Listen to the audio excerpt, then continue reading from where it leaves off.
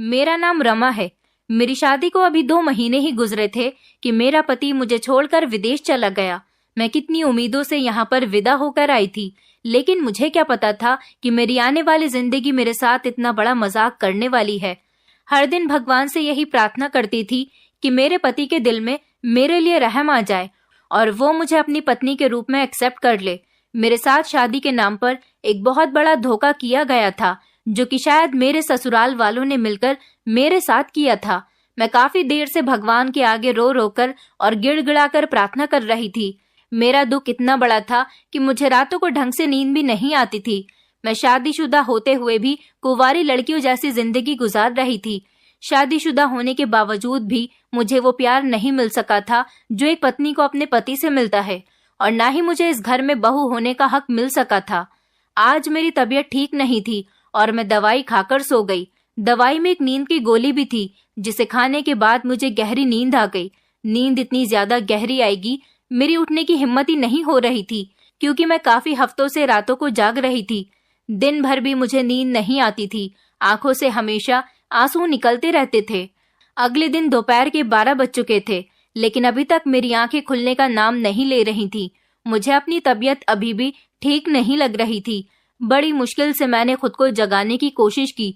मेरे मोबाइल पर किसी की कॉल आ रही थी। बार बार मेरा मोबाइल बज रहा था, पर मेरी हिम्मत नहीं हो रही थी कि कॉल करके बात कर लूं। और फाइनली हिम्मत करके मैंने कॉल देखी तो मेरी एक फ्रेंड की कॉल थी। मैंने उससे बात नहीं की, क्योंकि मैं बात करने की कंडीशन में नहीं थी। मैं खुद को होश में लाने की कोशिश कर रही थी और कमरे के चारों तरफ घबराई हुई नजरों से देख रही थी। तभी अचानक मुझे ऐसा लगा जैसे मुझे कोई देख रहा है। मैंने अपनी सांसों को कंट्रोल किया और फ्रेश होने के लिए चली गई। उसके बाद मैं किचन में गई और मैंने अपने लिए नाश्ता बनाया।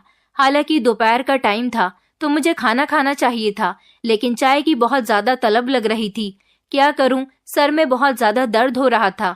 उसके बाद मैं अपने ही घर में बने हुए मंदिर में बैठ गई। भगवान के आगे हाथ जोड़कर मैं प्रार्थना करने लगी। वही प्रार्थना जो कि मैं हर रोज भगवान के आगे बैठकर करती थी। मेरा यही काम था कि मैं नहा धोकर अपने काम से निपटकर भगवान के आगे बैठ जाती थी, ताकि वो मेरी प्रार्थना को सुन सके। धीरे धीरे मैं डिप्रेशन में जाने लगी थी।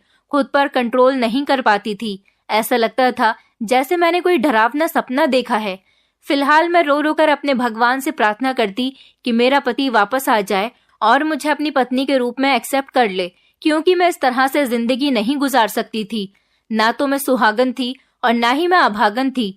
मेरे होठों पर एक ही प्रार्थना होती थी और मैं इसी प्रार्थना को बार बार मांगती रहती थी। मैं पूजा करके अपने कमरे में वापस आ गई थी, क्योंकि यहाँ मेरा कोई अपना नहीं था। मुझे किसी पर भरोसा नहीं था और ना ही मुझे किसी से बातचीत करना अच्छा लगता था। मैं बस अपने कमरे से ही मतलब रखती थी। मैं अपने कमरे में आई ही थी कि अचानक मुझे बराबर वाले कमरे से कुछ आवाजें आना शुरू हो गईं। मैं चौंक सी गई थी। मैंने दीवार से कान लगाए तो वहां से मेरी ही आवाज आ रही थी। ये कैसे हो सकता था? मैं तो खामोश बैठी हुई थी। फिर कौन थी जो मेरी ही आवाज में बोल रही थी? मैं बहुत ज्यादा हैरान हो गई थी। ये बराबर वाला कमरा मेरे ससुर का था और मेरे ससुर के कमरे में तो कोई आता जाता भी नहीं था। कुछ देर बाद ये आवाज आना बंद हो गई थी और मैं परेशान होकर अपने बिस्तर पर लेट गई। इसी तरह से सोच विचार करते हुए दिन गुजर गया। लेकिन फिर से रात हुई और रात के टाइम पर भी मुझे अपनी ही आवाज सुनाई देने लगी। नींद तो वैसे भी मुझे नहीं आती थी, लेकिन अब जबकि आज एक ही दिन में 2 बार मुझे कुछ शक सा हुआ था, तो अब मेरे दिल में डर बैठ गया था कि मेरी जैसी आवाज भला कौन निकाल रहा है। इसी तरह से लगभग सुबह के 5 बज चुके थे। अब मैं बिस्तर पर लेटे लेटे थक गई थी। मैं उठी और कमरे से बाहर निकलकर अपने लिए चाय बनाने जाने लगी। मैंने अपने ससुर के कमरे की तरफ देखा तो उनके कमरे का दरवाजा हल्का सा खुला हुआ था। मैं ना चाहते हुए भी उनके कमरे की तरफ बढ़ी और हल्के से दरवाजा खोला तो वहां मेरे ससुर गहरी नींद में सोए हुए थे। मैंने शर्मिंदा होकर धीरे से दरवाजा बंद कर दिया और नौकरानी को जगाया। उससे कहा कि वो मेरे लिए चाय बना दे। सारा दिन मैं इसी सोच विचार में रही थी कि आखिर वो सब क्या था। दोपहर के टाइम पर घर में काफी सारे मेहमान आ गए थे। वो सब मेरी सास और ससुर से मिलने के लिए आया करते थे। मेरे ससुर मेरे पिता के बहुत अच्छे दोस्त थे। मेरे सास ससुर के 3 बेटे और 2 बेटियां थीं। दोनों बेटियों की तो शादी हो चुकी थी, क्योंकि दोनों ही बड़ी थी। मेरी एक जेठानी थी, उनकी फैमिली दूसरे घर में रहती थी और एक छोटा देवर था जो कि मेरी जेठानी के साथ ही रहता था। उसका नाम प्रशांत था और इसके आगे सोचते हुए तो मेरी आत्मा तक कांप जाती थी। मैंने इस बात को इग्नोर किया और फ्रेश होने के लिए चली गई। मेरी सास को तो हमेशा गांव की औरतें ही घेरे रहती थीं, क्योंकि हमारे गांव में मेरी सास का बहुत नाम था और मेरी सास गांव के लोगों की बहुत मदद करती थी। बड़ी बड़ी पंचायतों में भी उन्हें सुलह करवाने के लिए बुलाया जाता था, जबकि पूरे घर की जिम्मेदारी मुझ पर ही थी। मैं कोई काम तो नहीं करती थी, लेकिन मुझे घर के नौकरों पर नजर रखने का हुक्म दिया गया था। इस पूरे गांव में मेरी सास की इज्जत मेरे ससुर से ज्यादा की जाती थी और पूरा गांव मेरी सास के फैसले के मुताबिक चलता था।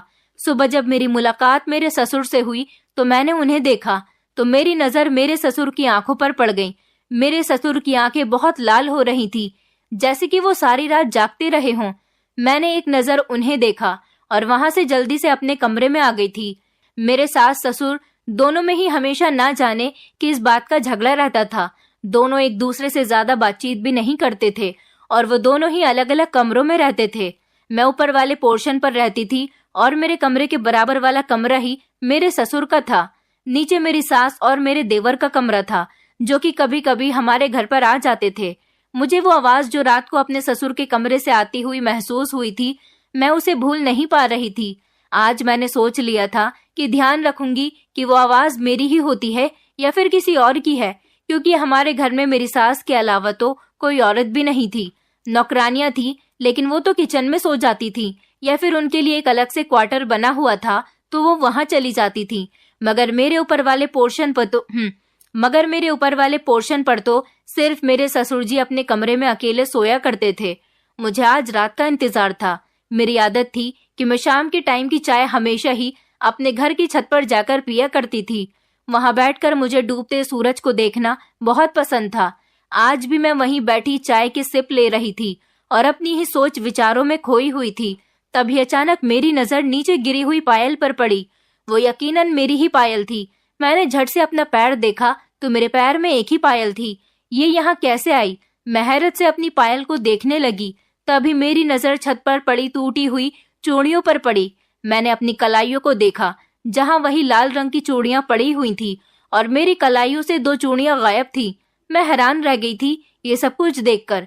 मैं तो अभी यहाँ पर आई थी और ये चूड़ियां तो मैंने कल रात पहनी थी, जो कि 12 थी। मेरी आदत थी कि मैं कुछ न कुछ सोचते हुए अपनी चूड़ियों को गिनती लगाती रहती थी। अब अंधेरा होने लगा था। मैंने वो चूड़ियों के टुकड़े उठाए और अपनी मुट्ठी में बंद कर लिए थे। मेरी नजर चूड़ियों के बिल्कुल पास गिरी हुई सिगरेट के टुकड़े पर पड़ी। मैंने आंखें फाड़ कर देखा तो वो इसी ब्रांड की थी जिसे मेरे ससुर पिया करते थे। मैं बहुत ज्यादा घबरा गई थी और मुझे डर लगने लगा था कि कहीं कोई मुझे देख न ले। किसी ने देख लिया तो मेरी इस घर में कितनी इज्जत रह जाएगी। ये देखकर कोई भी समझ जाएगा कि रात को मैं और ससुर यहाँ पर थे।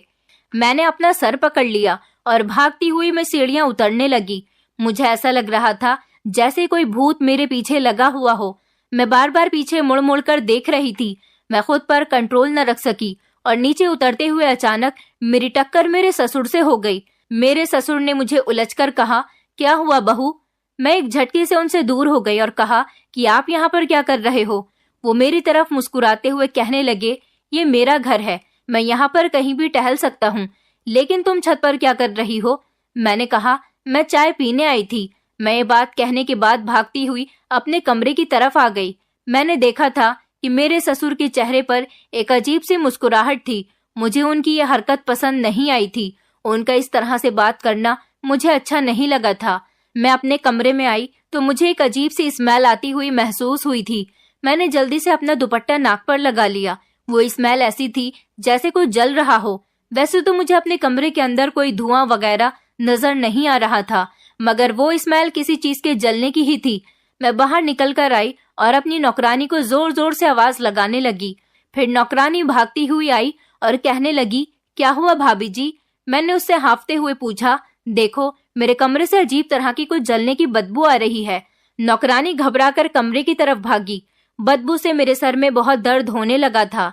इसी टाइम मेरे ससुर मेरे पास आए और कहने लगे, ये कैसा शोर मचाया हुआ है? वो मेरे चेहरे पर नजर जमाकर पूछने लगे। मुझे उनका इस तरह से देखना बिल्कुल पसंद नहीं आया था। मैंने अपना रुख फेर कर कहा कि मेरे कमरे में अजीब कुछ जलने की बदबू आ रही है।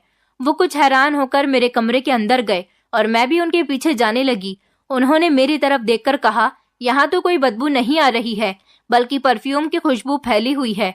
उन्होंने फिर से उलझते हुए मुझे देखा और कहा कि तुम्हें ये बदबू लग रही है।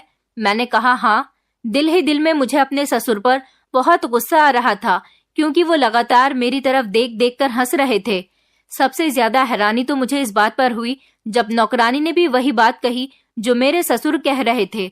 वो भी यही कहने लगी, भाभी जी, आपके परफ्यूम की बोतल शायद फर्श पर गिरकर टूट गई और वो बिल्कुल खाली है। कमरे में भी इसी की खुशबू फैली हुई है।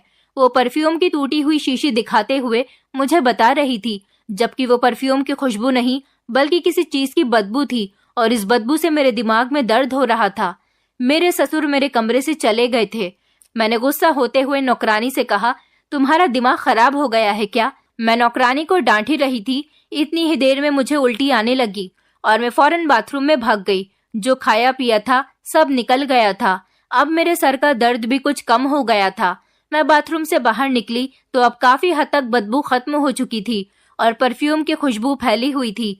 मैंने घबराकर अपने कमरे के चारों तरफ देखा, मगर वहां पर तो कोई भी नहीं था। मगर मुझे एक अजीब सी आवाज आई थी, जैसे किसी ने मेरे फोटो खींची हो। मुझे बहुत डर लग रहा था। मेरी सास भी कहीं शादी में गई हुई थी और इस घर में सिर्फ मेरे ससुर थे। मुझे नौकरानी पर बहुत गुस्सा था, क्योंकि उसने मेरे ससुर के सामने मेरी बात को झुठला दिया था। मैंने सोच लिया था कि मैं रात का खाना खाए बिना ही सो जाऊंगी। मैं काफी देर तक बिस्तर पर बैठी हुई सोचती रही कि आखिर मेरी पायल और चूड़ी छत पर क्या कर रही थी और वो सिगरेट का टुकड़ा। ये सब कुछ सोच सोच कर मेरा दिमाग दर्द से फटा जा रहा था। मुझे नींद नहीं आ रही थी और ठीक रात के इस टाइम पर मुझे मेरे ससुर के कमरे से आवाजें आने लगी। वो मेरे ही हंसने की आवाज थी, जिसमें मैं किसी से बातें कर रही हूँ। अब मैंने ना कुछ सोचा और ना समझा। मैं फौरन ही अपने ससुर के कमरे में चली गई थी, मगर वो तो गहरी नींद में सोए हुए थे और वहां पर कोई लड़की भी नहीं थी और ना ही किसी तरह की कोई आवाज आ रही थी। मैं पलटने ही वाली थी कि अचानक से मेरा पैर किसी नुकीली चीज पर पड़ा।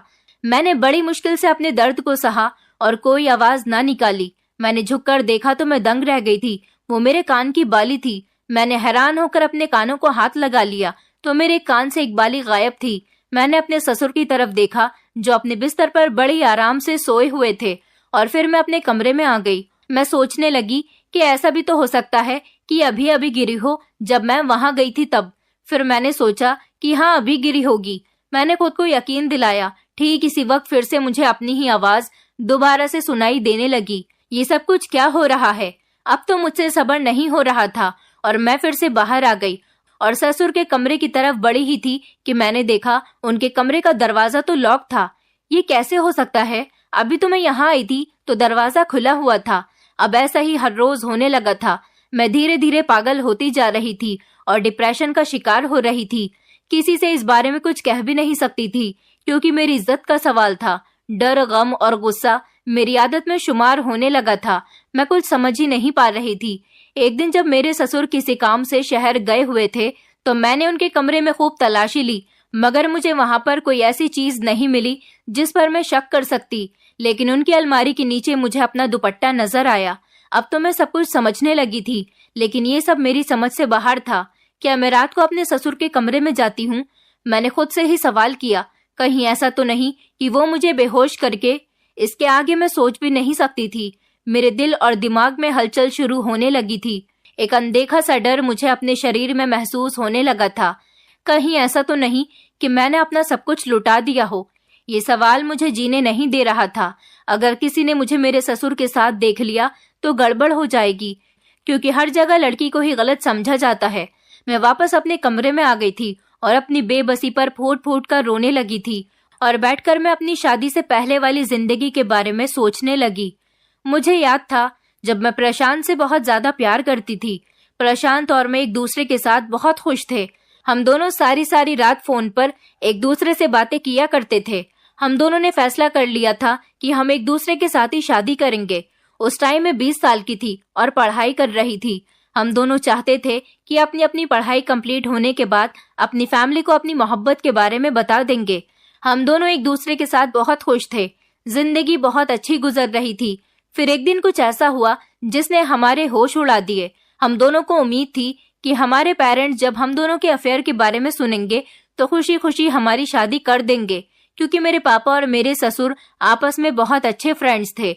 एक दिन अचानक प्रशांत की फैमिली हमारे घर पर आ गई। उन दिनों प्रशांत दूसरे शहर में किसी काम के सिलसिले में गया हुआ था।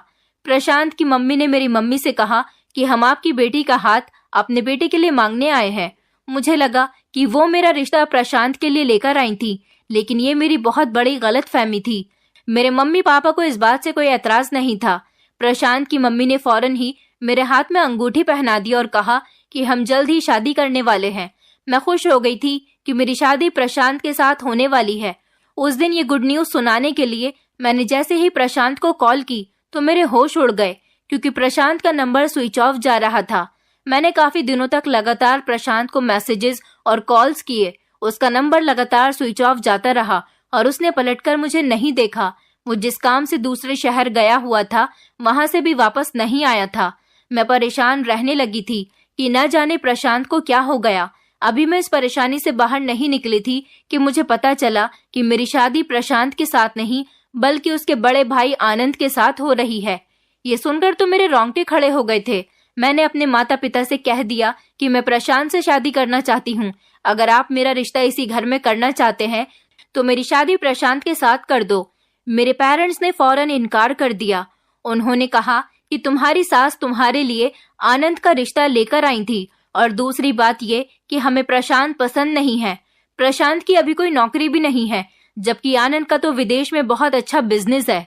वो विदेश में इतने बड़े बिजनेस को अकेला ही संभाल रहा है, और प्रशांत है कि अभी तक अपना बिजनेस सेट ही नहीं कर पाया। मैंने अपनी मम्मी पापा से जिद की कि मैं तो प्रशांत से ही शादी करूंगी। मेरे मम्मी पापा ने मुझे मजबूर कर दिया और कहा कि अगर तुमने ज्यादा चालाकी दिखाने की कोशिश की तो हम दोनों पति पत्नी जहर खाकर अपनी जान दे देंगे, क्योंकि हम नहीं चाहते कि तुम हमारी बेइज्जती करवाओ। मैं बहुत ज्यादा मजबूर हो गई थी, और इधर प्रशांत था कि मेरी कॉल रिसीव ही नहीं कर रहा था। उसका कोई अता पता ही नहीं था। इसी तरह से मेरी शादी जल्दबाजी में ही आनंद के साथ हो गई। प्रशांत अपने भाई की शादी में भी नहीं आया था। मेरी शादी के एक हफ्ते बाद जब वो घर आया तो मेरे साथ अजनबियों के जैसा बिहेव करने लगा। वो ऐसे बिहेव करने लगा जैसे मुझे जानता ही नहीं है। वो आया तो अपने घर था, लेकिन आने के बाद वो अपना सामान पैक करके अपने बड़े भैया भाभी के घर रहने के लिए चला गया। मैं बहुत ज्यादा हैरान थी कि न जाने प्रशांत को क्या हो गया था। उधर मेरा पति आनंद, जो शादी के 2-3 दिन बाद ही मुझे छोड़कर चला गया, उसका कहना था कि मैं तुम जैसी बहन जी टाइप लड़की से शादी नहीं करना चाहता था। सिर्फ अपने माता पिता के कहने से ही कर ली। उनकी खुशी की खातिर शादी तो हो गई है, लेकिन कभी भी मैं तुम्हें अपनी पत्नी एक्सेप्ट नहीं कर सकता। मैं इस घर में आने के बाद दुखों का शिकार हो गई थी। चारों तरफ से दुखों ने मुझे घेर लिया था। जिसकी मैं पत्नी थी वो मुझे एक्सेप्ट नहीं करना चाह रहा था, और जिससे मैं प्यार करती थी उसके साथ मेरी शादी नहीं करवाई गई थी। न जाने मेरी सास ने मेरे साथ ऐसा क्यों किया था। उनके दोनों बेटे ही मेरी तरफ से बदगुमान हो गए थे। अब जैसा भी था, मेरी तो शादी हो चुकी थी और मुझे हकीकत को एक्सेप्ट करना ही था। इसलिए मैं हर रात प्रार्थना करती हूँ कि आनंद मुझे एक्सेप्ट कर ले। अगर उसने भी मुझे एक्सेप्ट नहीं किया तो मैं क्या करूंगी और कहाँ जाऊंगी, क्योंकि मेरे पेरेंट्स ने विदाई के टाइम पर मुझसे कह दिया था कि तुम्हारी शादी बहुत अच्छे परिवार में कर रहे हैं, इसलिए कभी भी लड़ झगड़ कर हमारे घर आने की जरूरत नहीं है। मुझे यहाँ किसी चीज की कमी नहीं थी, सिर्फ कमी थी तो मेरे असल हक की कमी थी। मुझे यहाँ पर अभी तक पत्नी होने का हक नहीं मिला था। प्रशांत रहता तो इसी शहर में है, अपने भैया भाभी के घर, लेकिन जब से मैं उसके भाई की पत्नी बनी हूँ वो अपने घर पलटकर कभी नहीं आया। न जाने वो मुझसे किस बात पर नाराज है। वो मुझे कुछ बताने के लिए भी तैयार नहीं है। इतनी तकलीफ और इतनी परेशानी शायद ही किसी ने झेली होगी जितनी कि मैं झेल रही थी। मैं अपनी सास से भी कुछ नहीं कह सकती थी, क्योंकि वो बहुत सख्त बिहेवियर की औरत थी। मुझे उनसे बहुत डर लगता था, और फिर उनको इतना टाइम भी तो नहीं होता था कि वो घर वालों के साथ बैठकर थोड़ी देर बात कर सके। वक्त गुजरता चला गया था, और इसी तरह से देखते ही देखते मेरी शादी को 2-3 महीने हो गए थे। ना तो मेरे पति ने पलटकर मुझे देखा था, और ना ही इस घर में किसी को मेरी फिक्र थी। मैं इस घर से कहीं नहीं जा सकती थी, क्योंकि मैं अपने पति से शादी करके यहाँ पर आई थी। इस घर में चारों तरफ खामोशी सी छाई रहती थी। मुझसे बातचीत करने वाला भी यहाँ पर कोई नहीं था। इतने लोगों के होते हुए भी इस घर में मैं किसी को अपना नहीं समझ सकती थी। वैसे तो यहाँ मेरे सास ससुर और बहुत सारे नौकर भी थे, लेकिन ये सारे हालात सिर्फ मेरे लिए थे। मुझे बस हमेशा यही लगता था कि प्रशांत एक दिन मेरे करीब आएगा और मुझे अपने सीने से लगाकर कहेगा कि रमा, तुम क्यों रो रही हो? तुम्हें पता है ना, मैं तुम्हारी आंखों में आंसू नहीं देख सकता। मुझे ऐसा लगता था जैसे प्रशांत मेरे आसपास ही है। मैं जानती थी कि ये मेरा वहम है। मैंने दुखी दिल के साथ इस बात को इग्नोर किया।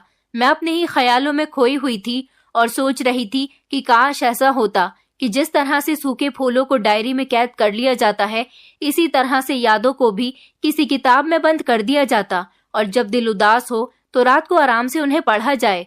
आज मेरा दिल बहुत उदास था, इसलिए मैं रात के इस टाइम पर गार्डन में टहलने के लिए चली गई थी और ठंडी ठंडी घास पर नंगे पैर टहल रही थी। मैं बड़ी हसरत से चारों तरफ देख रही थी। मुझे प्रशांत की याद आज बहुत ज्यादा आ रही थी। कहने को तो आनंद मेरा पति था, लेकिन मैंने मोहब्बत हमेशा प्रशांत से ही की थी। मैं टहलते हुए प्रशांत के साथ गुजारे हुए वो वक्त याद कर रही थी जब मैं चोरी चुपके प्रशांत से मिलने के लिए पार्क जाती थी और वहां पर इसी तरह से ठंडी ठंडी घास पर हम दोनों नंगे पैर टहलते हुए एक दूसरे के गले में बाहें डालकर खूब हंसी खुशी बातें करते थे। पुरानी बातों को याद करके अचानक मेरे लबों पर मुस्कुराहट आ गई थी। इस टाइम मुझे अपने पीछे किसी के होने की आहट महसूस हुई। मैंने अपने दाएं बाएं देखा तो मुझे कोई नजर नहीं आया था। शायद हवा का एहसास मुझे छूकर गुजरा था, लेकिन जैसे ही मैंने पीछे पलटकर देखा तो मेरी जान निकल गई थी, क्योंकि वहां पर सफेद कपड़ों में कोई खड़ा हुआ था और उसके हाथ में शायद कोई जलती या बुझती हुई मोमबत्ती थी। मेरे मुंह से अचानक जोरदार चीख निकली और मैं डर के मारे वहीं पर गिरती चली गई। कुछ ही देर बाद मुझे अपना होश न रहा था और जब मुझे होश आया तो मैं अपने ही कमरे में थी।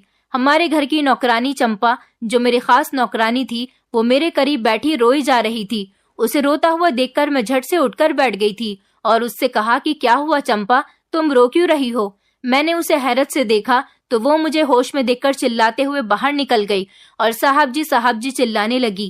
कहने लगी, रमा भाभी जी को होश आ गया। मैं उसकी इस हरकत पर बहुत ज्यादा हैरान थी। तभी मैंने जिसे अंदर आते हुए देखा, उसे देखकर मेरे चेहरे का रंग उड़ चुका था। वो आज भी वैसा ही था, हल्की सी दाढ़ी, गोरा सा रंग और बहुत ही प्यार भरा चेहरा, जिसे मैं आज तक प्यार करती हूँ। मैंने चौंक कर कहा, प्रशांत तुम? प्रशांत भी मुझे हैरानी से देख रहा था और धीरे धीरे कदम उठाते हुए वो मेरे करीब आने लगा था। कहने लगा, लगता है आपको मेरा यहाँ आना अच्छा नहीं लगा है भाभी। वो ताने देते हुए अंदाज में मुस्कुराकर कहने लगा और मैं उसकी बात पर घबरा सी गई थी। मैंने उससे कहा, नहीं, तुम्हारा अपना घर है, भला मैं तुम्हें तुम्हारे घर में कहीं आने जाने से कैसे रोक सकती हूँ? मैं कौन होती हूँ बुरा मानने वाली? उसने चंपा की तरफ देखकर कहा, चंपा, डॉक्टर ने जो भाभी के लिए दवाइयाँ दी हैं वो याद से इन्हें खिलाती रहना। प्रशांत के शब्दों में सख्ती साफ नजर आ रही थी। चंपा ने जल्दी से हाँ में सिर हिला दिया, लेकिन मैं हैरान थी और मैंने कहा कि कौन सी दवाइयाँ? मैंने चंपा की तरफ देखकर कहा। इतनी ही देर में प्रशांत लंबे लंबे कदम उठाता हुआ कमरे से बाहर चला गया।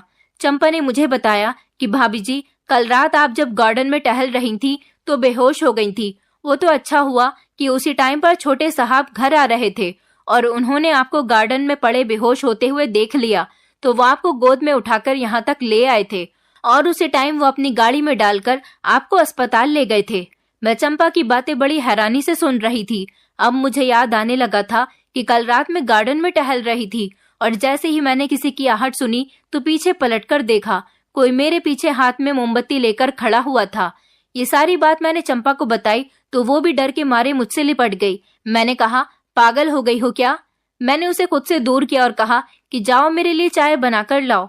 चंपा पहले से ही बहुत ज्यादा डरपोक थी। मेरी ये बात सुनने के बाद वो और भी ज्यादा डरने लगी थी। मैं पछता रही थी कि मैंने उसे क्यों बताया, मगर कल रात जो हुआ था वो सब मेरा वहम नहीं था और अब ये सोच सोचकर मुझे तसल्ली हो रही थी कि प्रशांत मुझे खुद उठाकर यहाँ लाया था। इसका मतलब कि उसके दिल में आज भी मेरे लिए मोहब्बत है, उसे मेरी फिक्र थी। मुझे इस बात से बहुत खुशी हो रही थी, लेकिन उस वक्त उसे क्या हो गया था जब मुझे उसकी जरूरत थी और उसने बिना कुछ सोचे समझे ही मेरा साथ छोड़ दिया था। मेरे बारे में जानने की भी कोशिश नहीं की थी और जब अपने भाई की शादी पर उसकी और मेरी मुलाकात हुई तो वो इस तरह से अनजान बन गया जैसे वो मुझे जानता ही नहीं है। मैं हमेशा यही सोचती रहती थी कि आखिर मुझसे ऐसी कौन सी गलती हो गई है जिस बात से प्रशांत मुझसे नाराज है और ऐसी हरकतें कर रहा है।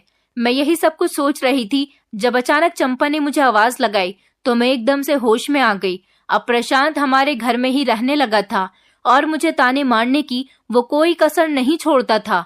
मुझे प्रशांत की बातें जहर लगती थी क्योंकि मेरी कोई गलती नहीं थी। न जाने प्रशांत मुझे किस बात का कसूरवार ठहरा रहा था। मेरी सास ने कहा था कि मैं उसके लिए लड़की तलाश करूं और प्रशांत मुझे सबके सामने भाभी भाभी कहकर चिढ़ाता रहता था। प्रशांत बिल्कुल पहले जैसा नहीं था। उसके बात करने का अंदाज भी बिल्कुल बदल चुका था। ऐसा लगता था जैसे वो